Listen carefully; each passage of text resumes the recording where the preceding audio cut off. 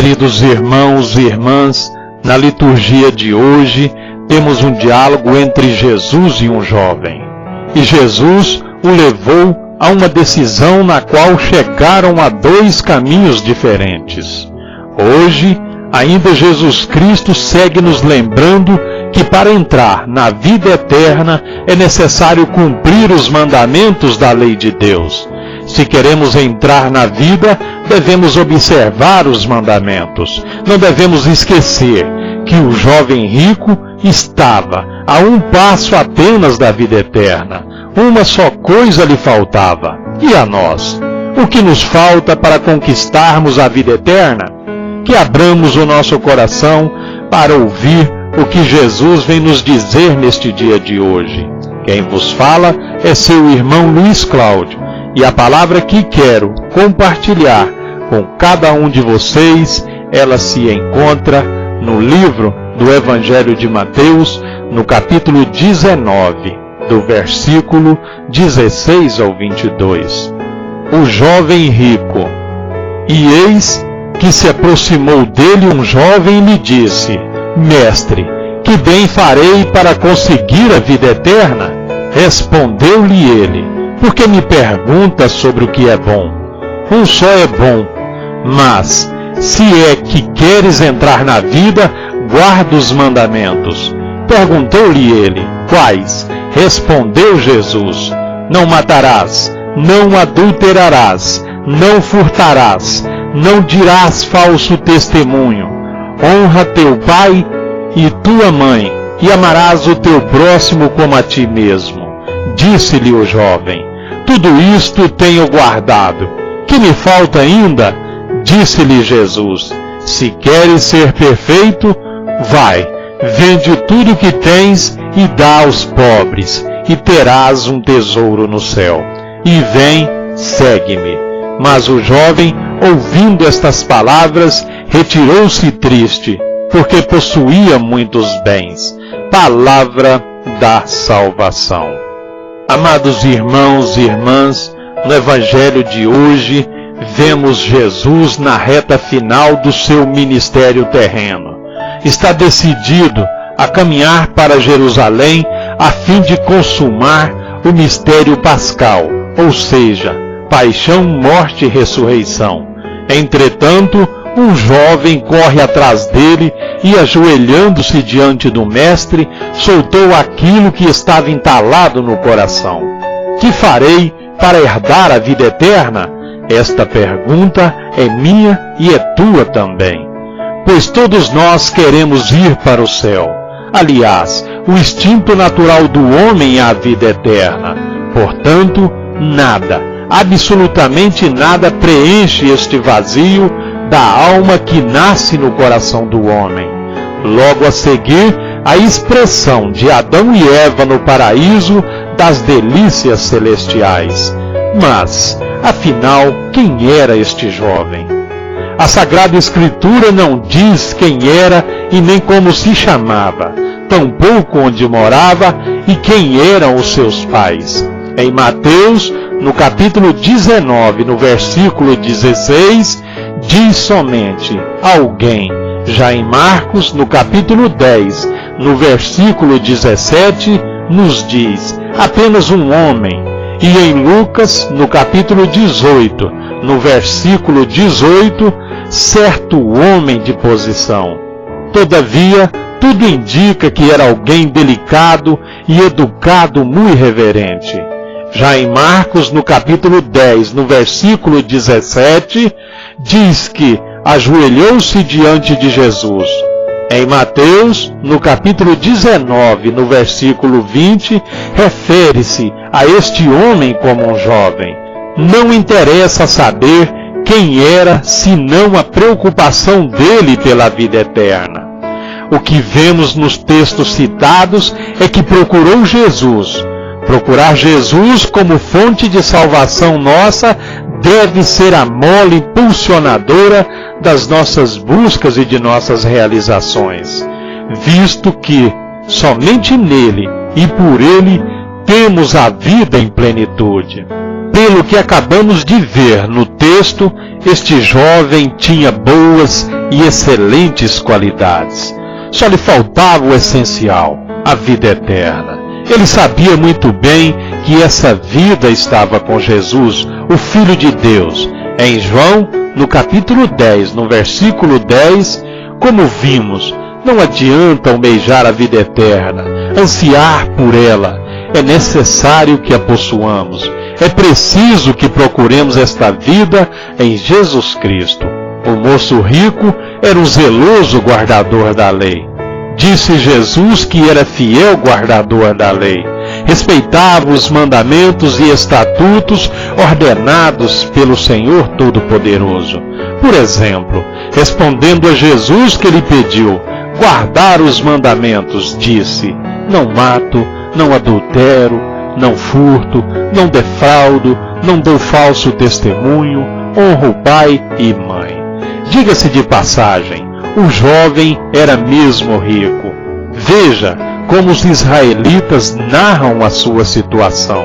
Em Mateus, no capítulo 19, no versículo 22, dono de muitas propriedades.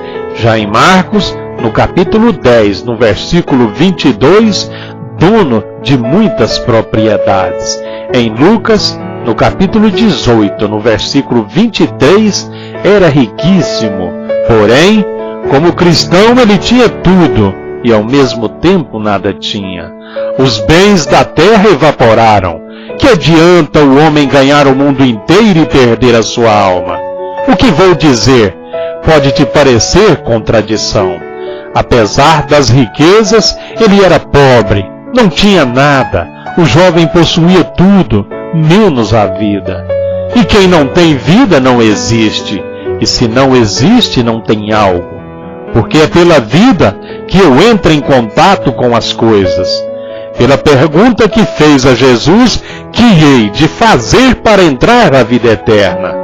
Infere-se que não a possuía, e nem sequer existia. E por causa da ausência da vida, o jovem que tinha tudo, desde a guarda dos mandamentos de Jesus até a fabulosa quantidade de dinheiro, corre atrás de Jesus à procura da vida para poder viver e, consequentemente, ter a vida eterna. A partir da situação do jovem, quero advertir-te, meu irmão e minha irmã, que a vida eterna não se alcança por dinheiro, nem zelo pelos estatutos de Deus, nem pela guarda da lei, nem praticar alguma coisa boa. Pois, priorizando estas coisas, podes estar perdida como este jovem. Aliás, o próprio Jesus nos adverte. Que lhe adiantam os tesouros deste mundo, se não tivermos a vida eterna em Deus e com Ele? No diálogo com o moço, Jesus o levou a uma decisão. Jesus e o moço chegaram a dois caminhos diferentes. Quer Jesus ou as riquezas? Jesus ou as simples guardas dos mandamentos?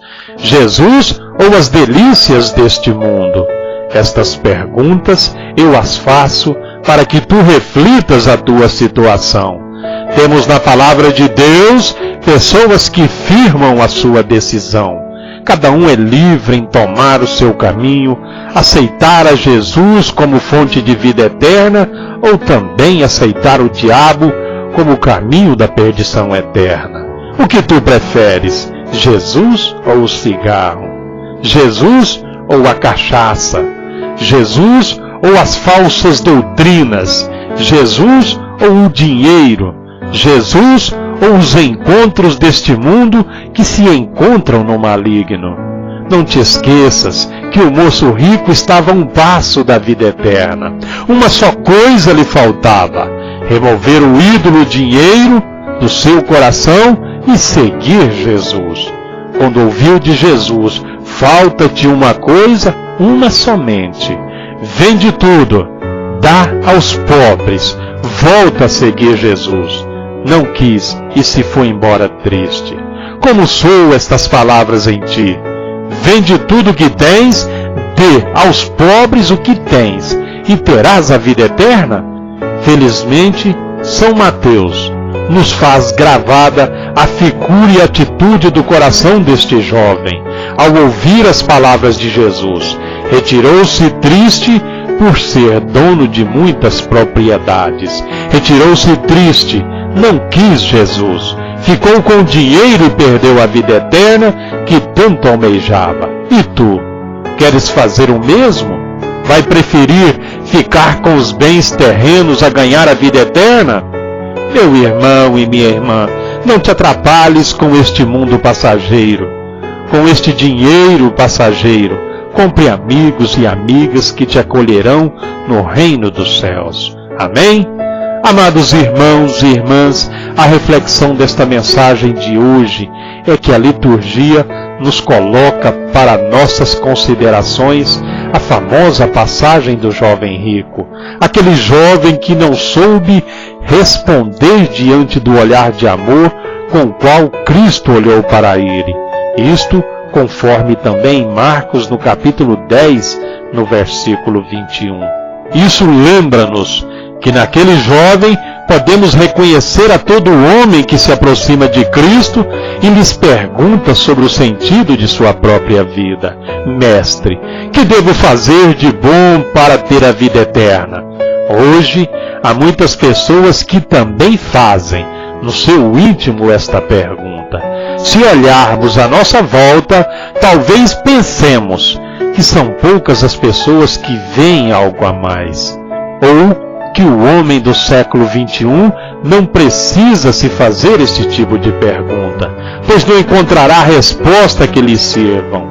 Jesus respondeu ao jovem: por que me perguntas sobre o que é bom? Uma só coisa é bom. Se queres entrar na vida, observa os mandamentos. Isso está em Mateus, no capítulo 19, no versículo 17. É legítimo perguntar-se sobre o sentido da vida, pois hoje é necessário fazê-lo. O jovem lhe perguntou: o que tem que fazer de bom para chegar à vida eterna? E Cristo respondeu-lhe que tem que ser bom. Nos dias de hoje, para alguns ou para muitos, tanto faz. Parece ser impossível ser bom ou melhor. Pode parecer até algo sem sentido, uma bobagem. Hoje, como há 20 séculos, Jesus Cristo segue nos lembrando que para entrar na vida eterna é necessário cumprir os mandamentos da lei de Deus. Não se trata do ótimo, mas de seguir o caminho necessário para que o homem se assemelhe a Deus e assim possa entrar na vida eterna de mãos dadas com seu Pai, ou seja, Deus. Efetivamente, Jesus mostra que os mandamentos não devem ser entendidos como um limite mínimo que não se deve ultrapassar, mas como uma vereda aberta para um caminho moral e espiritual de perfeição, cujo impulso interior é o amor. Amém? À medida que eu ensino, eu também aprendo. À medida que eu evangelizo, eu também sou evangelizado. Que o Senhor te abençoe e te guarde. Que o Senhor faça resplandecer a luz do seu rosto sobre ti e tenha misericórdia de ti. Que o Senhor sobre ti levante o seu rosto e te dê a paz. E todo aquele que crê, diga amém. Que Deus, nosso Pai, venha sobre todos nós em mais esse dia de hoje e que nos abençoe a todos.